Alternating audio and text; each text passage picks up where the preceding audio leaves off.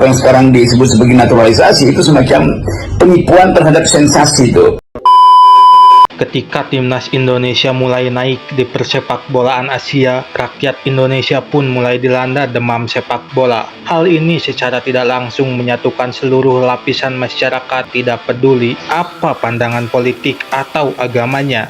Namun di masa euforia ini ada saja orang-orang yang bukan di bidang sepak bola, namun ikut campur urusan sepak bola. Yang terbaru ada mantan dubes Indonesia untuk Polandia sekaligus politisi Partai Nasdem Peter Gonta yang mengkritik penggunaan pemain keturunan di timnas Indonesia. Kritikan Peter Gonta didukung oleh Wakil Ketua Majelis Ulama Indonesia (MUI) Anwar Abbas. Ia menyatakan pemain keturunan naturalisasi mungkin tidak memiliki ikatan emosional yang kuat dengan Indonesia. Ke depan, Waketum MUI itu berharap PSSI dapat menyeimbangkan antara kebutuhan jangka pendek untuk kompetisi dengan baik dan visi jangka panjang untuk mengembangkan bakat lokal. Perihal naturalisasi juga disorot oleh pengamat politik Rocky Gerung.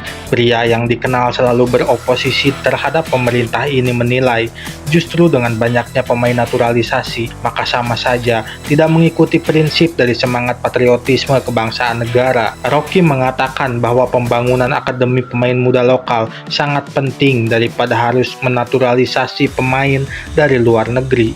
Ia juga menilai harus ada upaya untuk menghasilkan prestasi melalui pembinaan lokal, walaupun akhirnya kita harus kalah melulu, setidaknya sudah ada usaha. Pernyataan ketiga orang ini ada benarnya, namun jika kawan-kawan mengikuti sepak bola nasional, pernyataan ketiga orang ini juga banyak salahnya. Mengapa demikian?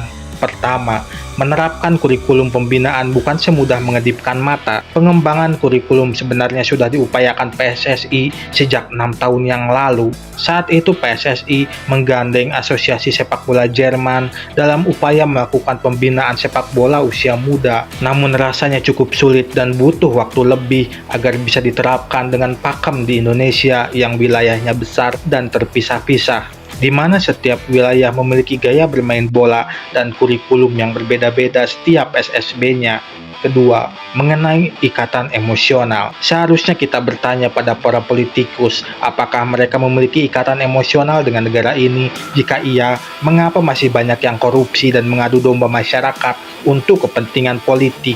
Ada beberapa pemain lokal yang indisipliner, tidak menghiraukan, bahkan berbohong ketika dipanggil tim nasional. Apakah mereka masih bisa disebut memiliki ikatan emosional dengan negara ini? Beberapa pemain keturunan seperti Sandy Walsh, dia rela menolak tawaran dari timnas Republik Irlandia dan menunggu hampir 7 tahun hanya untuk membela timnas Indonesia. Martin Paes, bintang baru timnas, keinginan Paes membela timnas Indonesia adalah keinginan dia sendiri. Paes sendirilah yang mau membela timnas. PSSI sebelumnya tidak pernah melobi Paes untuk menjadi pemain timnas. Bahkan keluarganya sendiri menangis ketika Paes berpamitan untuk membela timnas Indonesia. Shane Patinama, ia sendiri memutuskan membela timnas karena wasiat ayahnya sebelum meninggal. Ayahnya berwasiat suatu hari nanti Shane harus main untuk timnas Indonesia. People mistake, I think that they think I'm just a foreigner. Yeah. But I'm Patinama, I'm Indonesian, you know. Yeah. I'm not a foreigner. Di era Sintayong saja ada 10 pemain yang dicoret dari timnas gara-gara kedapatan berbohong. Itu jumlah yang besar. Tambah 1 orang saja kita bisa bikin satu skuad indisipliner untuk main di lapangan. Di sisi lain juga kita gak bisa memaksa Sintayong untuk berkompromi dengan kebijakannya sendiri yang tegas.